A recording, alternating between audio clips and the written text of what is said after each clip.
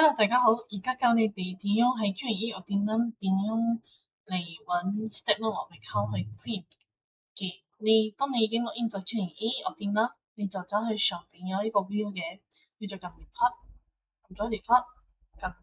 customer report，之後再撳 batch report，再撳 statement of account，再撳 statement of account。撳咗 statement of account，佢會出現 statement of account 嘅batch 嘅，你就可以喺呢度你可以自由揀你嘅日期，你嘅日期係幾月到幾月？打個比如講，你係出嘅係2026年嘅1月1月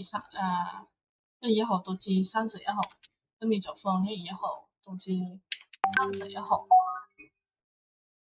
之後下邊你就可以唔使揀，如果你要出現全部出嚟嘅話，你就可以直接咁 preview。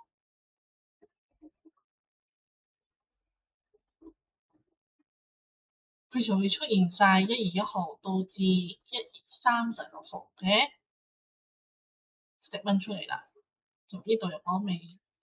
度你就可以全部嘅，呢個係全部嘅，你就可以 export to 去 PDF file。PDF file 呢度 set 上嚟，你可以 send 俾你嘅客仔，或者你想直接 print，你撳上邊嘅 print 都得，呢度 print，你再撳 print，佢就會 print 出嚟噶啦。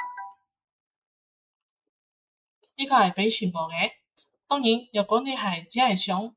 某一啲客仔啫，即係話你可能要出俾呢個單張嘅客仔，譬如話講呢個 batch tech engineering 神經幣係，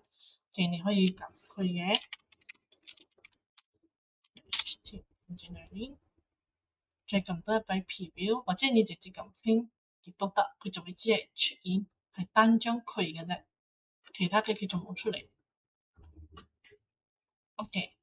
就係咁樣俾你做 statement of account，唔該。